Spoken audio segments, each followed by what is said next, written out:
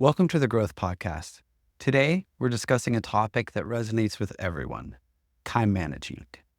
Whether you're juggling work deadlines, family responsibilities, or personal goals, mastering time management can be the key to achieving balance and success. Let's talk about 6 practical hacks for making the most of your time. Number 1, file watch. This first hack is surprisingly simple. In a world where smartphones are glued to our hands, you may wonder, why do I even need one? Constantly pulling out your phone to check the time often leads to distractions. One glance at the time can quickly turn into 10 minutes scrolling through emails or social media. A watch helps you stay mindful of time without the distractions of notifications. It's a small investment with a big payoff for focus and productivity. I can speak from experience because a few months ago, I invested $30 into a cheap Timex from Amazon, and it has completely changed my life. Number 2, develop a routine for repeated activities. Those daily activities you do over and over again, like your morning routine, bedtime routine, or what you do right after work. Developing a structured routine for these repetitive tasks is one of the simplest ways to save time and mental energy. Why? Because routines eliminate decision fatigue. Instead of asking yourself, what should I do next? You already know the answer. For example, morning routine: wake up, drink water, exercise, shower, eat breakfast, and head out the door. Same sequence every day. This is the easy one, and the one we're most likely to be rigidly fixed to. But here's the thing. If it's so predictable, then make sure it's working for you. You know how long that routine takes, so make sure you're giving yourself enough time to complete it in a relaxed and comfortable manner. There's nothing that gets your day off on the wrong track quicker than rushing out the door and showing up to work late, than having that rushed feeling every single day that you go to work. So plan your morning, set an alarm, and commit to giving yourself enough time. After work routine. This is the one that often gets forgotten. For me, I'm not a night person. This is my chance to unpack anything I brought home for the day, but also to repack for the next day. Put out those clothes I'm going to wear tomorrow. That way, I still have time if I need to find something or even wash something. It's when I check my to-do list and decide what my evening has in store. I might put on some music, set a timer on my phone, and then sit down to scroll the internet. Bedtime routine. I think we often create a routine around our morning and evening hygiene, right? You probably brush your teeth, style your hair, and apply deodorant in the same sequence each time. But I challenge you to think more broadly and start your routine earlier in the evening. Disconnect from devices, prepare for the next day, do something relaxing like reading or meditating. These patterns create a sense of order, making your days feel smoother and less chaotic. They help you transition between different parts of your day, like shifting from work mode to relaxation mode. The beauty of routines is that you can customize them to fit your needs. And once they become second nature, they free up your brain to focus on more important decisions. Hack number 3. Organize for function, not aesthetics. We need to organize for the way we use items. We've all seen those Pinterest-perfect workplaces with color-coded binders and perfectly aligned desk supplies. They're really good looking, but are they always functional? True time management comes from having an organizational system that actually works for you. The key is prioritizing accessibility and usability over appearances. Let me give you a few examples from my own personal experience. When we moved into our new house, I wanted all my tools neatly organized and out of sight in the basement. The problem was that some of those tools don't get used in the basement. They get used in my garage. So I moved the socket set and battery charger and air compressor to the garage because that's where I use it. I like having all my screwdrivers aligned by size in my basement. But what would happen is that every time a battery needed changed, I'd have to go get a screwdriver from the basement. This meant I either put off the task completely or completed it but then left the screwdriver laying out on the counter for a week until the next time I got around to going to the basement and putting it away. Instead, I learned to keep a few of the most commonly used screwdriver sizes in a drawer in the kitchen. That way they're easy to access, but also easy to put away. Are your water bottles stored in a place that they never make it back to once washed? Where does your mail go when it comes into the house? Maybe consider someplace near the trash or recycling bin so you can immediately sort through it and the junk mail gets tossed. Your goal is to save time finding what you need, not to impress visitors with how pretty everything looks. Plus, you'll be surprised how much better it does look when it doesn't get out of control because it was set up wrong from the get-go. If you find that something in your life keeps piling up in your home or on your desk, maybe instead of fighting it, embrace it and decide if there is a way to reasonably organize it right there or nearby instead of in some distant place. This could mean a hamper in the mudroom for your gym clothes, a box in the bedroom for the donated clothes that you take off when they don't fit.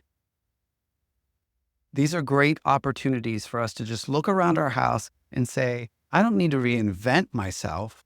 I just need to meet myself where I really am. How about hack number 4? Don't buy something until you actually need it. Now, this one may actually seem counterintuitive. Making your shopping list, filling up your Amazon cart, it would seem logical to buy everything you might need all at once.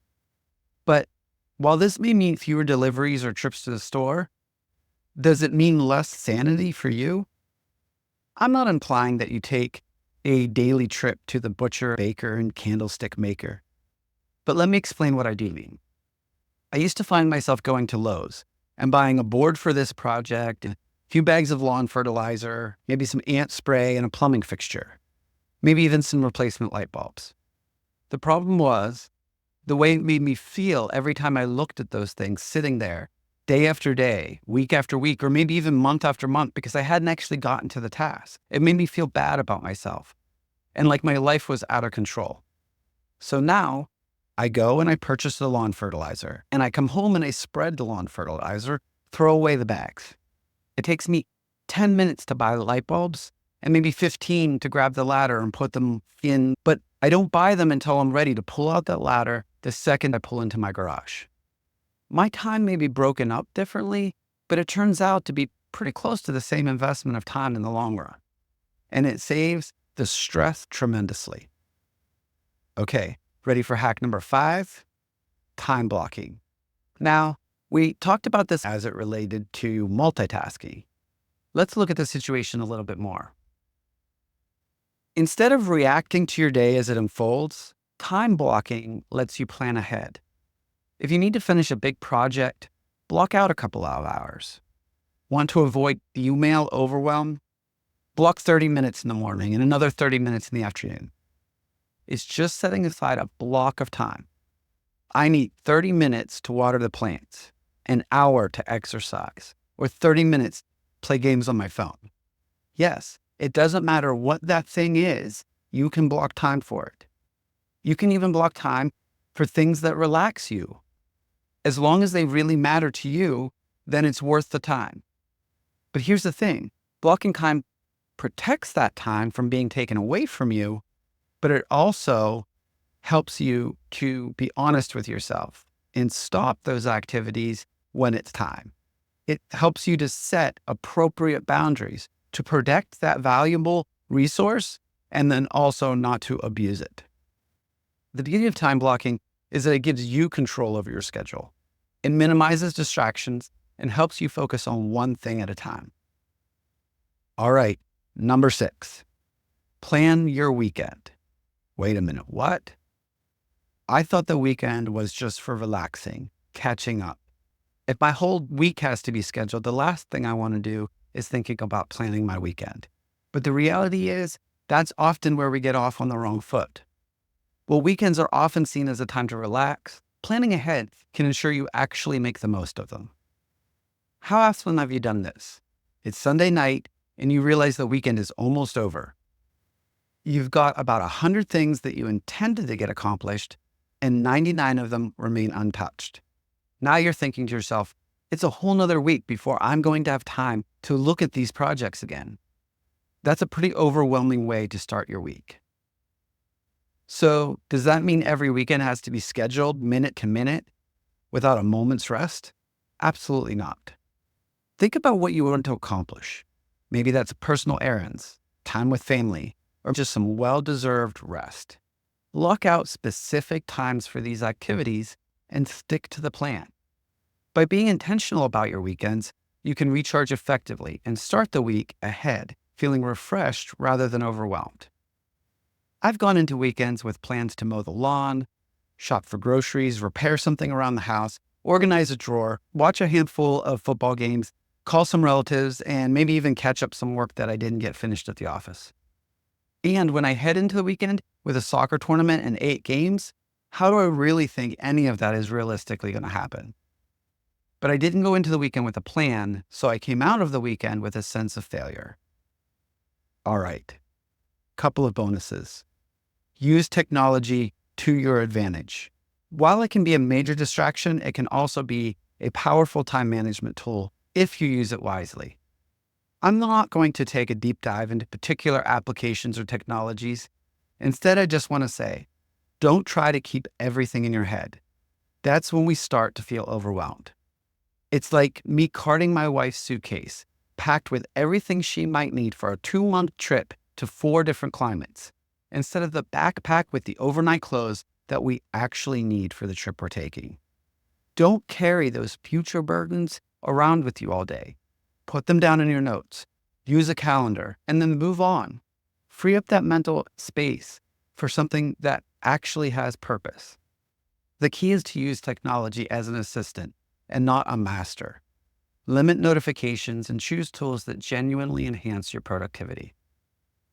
But I do have one final and very important hint for you. And this one probably overshadows all the others in terms of importance. Be reasonable with yourself and your expectations. One of the biggest time management mistakes is simply trying to do too much. It's easy to set overly ambitious goals and then feel defeated when we don't achieve them. Instead, focus on realistic priorities. Ask yourself, what are the most important things I need to get done today? Remember, time management isn't about cramming as much as possible into your day. It's about making intentional choices with the time you have. So that's all I've got. Thanks for joining me today. If you found this episode helpful, maybe share it with a friend or colleague who could use some inspiration. Don't forget to subscribe so you never miss an episode. Until next time, keep growing.